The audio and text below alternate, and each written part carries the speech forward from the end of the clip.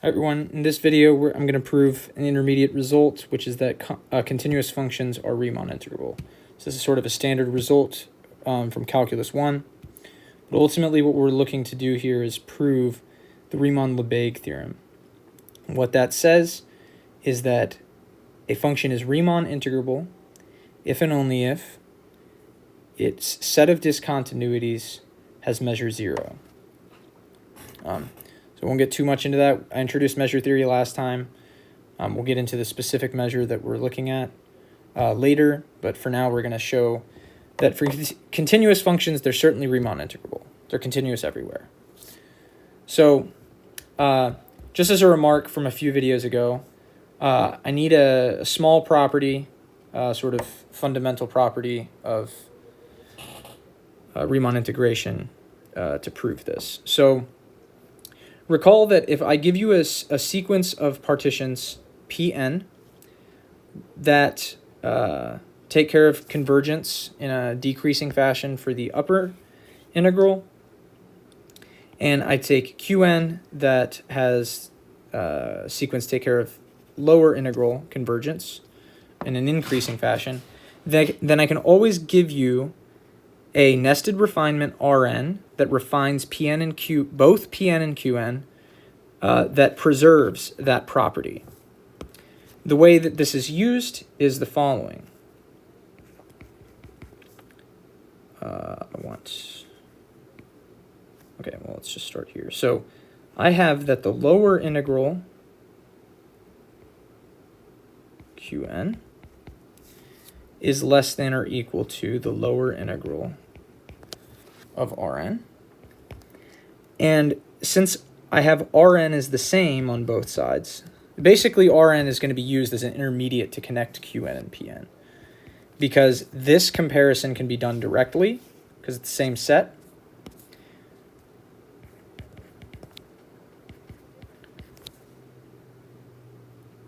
And then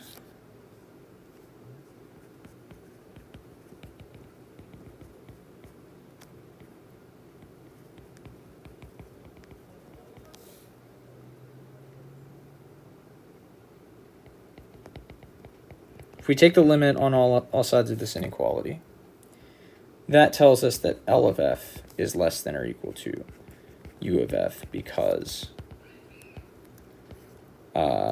of what we assumed Pn and Qn to be here. And note that Qn and Pn always exist by definition of supremum and infimum. So this is L of Qn increases to L of f, and U of f and Pn decreases to U of f. So it's an intuitive result that the lower sum, or the lower integral, should be less than or equal to the upper integral. But I need this for later proof. Another major thing that I forgot, and has sort of been an error through these videos, f is bounded. We're always assuming f to be bounded. This was a mistake of mine. So remember when I made this remark about suprema and infima, and that we deal with it later, I forgot that f's boundedness is actually an assumption throughout all these theorems. So it has been true, but definitely from now on, f is bounded. So let's go ahead and move on to that our major result for this video. So this is we're going to call this a theorem. This is a big deal. So I'm going to take f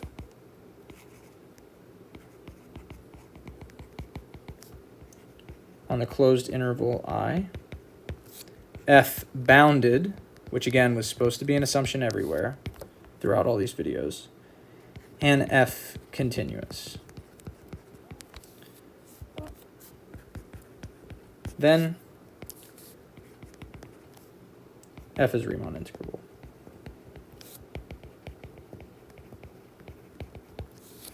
So much space. Okay, I got plenty of space. Okay, so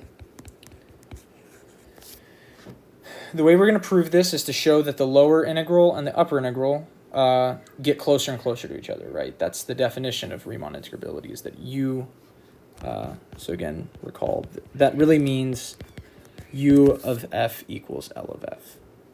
So I'm going to take epsilon positive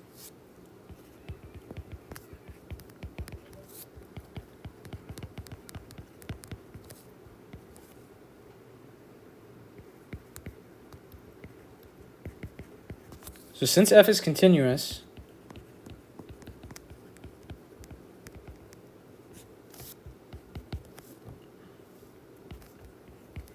and its domain I is compact, f is something stronger than continuity. So pause the video here, think about this. When you return, what you should have come up with is that it is uniformly continuous. So just as an aside, continuous, just as recall here,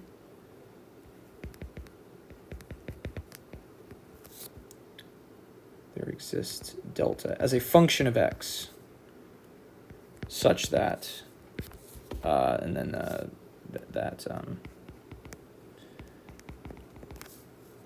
standard x minus y less than delta implies f of x minus f of y is less than epsilon. So uniform continuity flips the order of that. So it says, for every epsilon, there is a delta independent of x,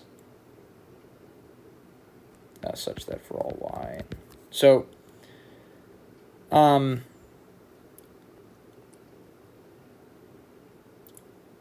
for every delta greater than 0, for every x and y in the interval, x minus y less than delta implies f of x minus f of y less than epsilon. So that's what uniform continuity means. So it's stronger. That delta is fixed for every x. It works. So I'm just going to say let delta be as above. We just stated what uniform continuity means. And I'm going to let n in the natural numbers be such that 1 over n is less than delta. Now, I have a very small, possibly very small number here, delta, and 1 over n. So n is very large in general. And I'm just going to construct a partition.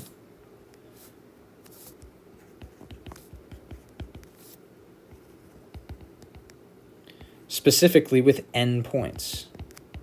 That's why I do this 1 over n less than delta here, is because I really need an integer here, so that's really all that's going on with that n. Delta would have been fine otherwise. So, but I need an integer here to construct a partition. So I'm going to call this p sub epsilon for notational point here, where xk is simply a uniform mesh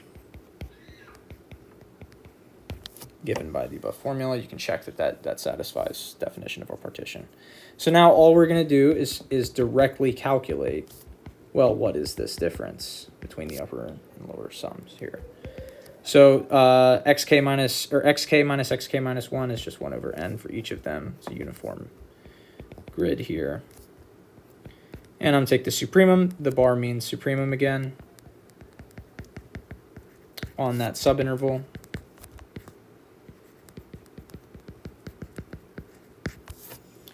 Okay, and then this is less than 1 over n.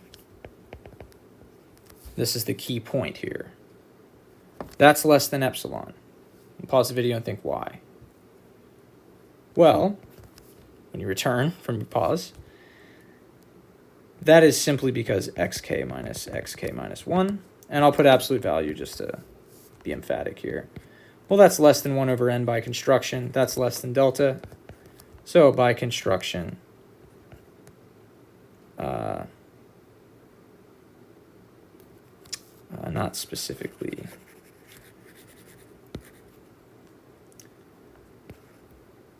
I'll just put in parentheses down here.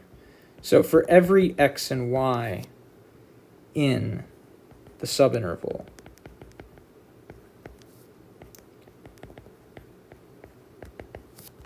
we have f of x minus f of y is less than epsilon. So let's actually change that to a less than or equal to. It doesn't really matter in the end. So that tells us that the supremum of f of x minus the infimum of f of x over the subinterval is less than or equal to epsilon. In actuality, it will be strictly less because it's continuous. This is a compact domain, so it attains its maximum. But let's just make it less than or equal to make the analysis a little bit less pedantic here. So let's just do an arrow around this.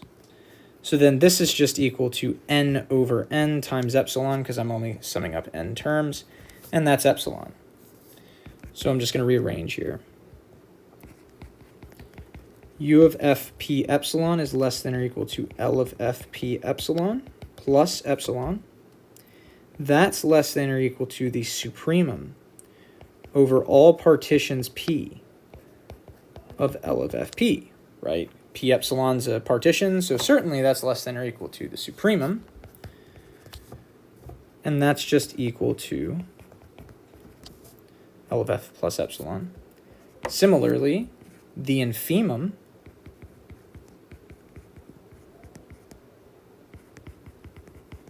is less than or equal to that, but this is simply equal to the upper integral.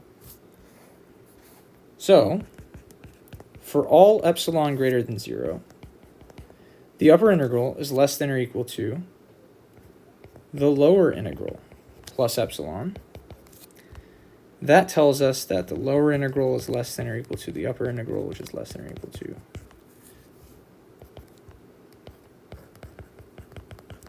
And so U of f is equal to L of f. And so that is the definition of Riemann integrability.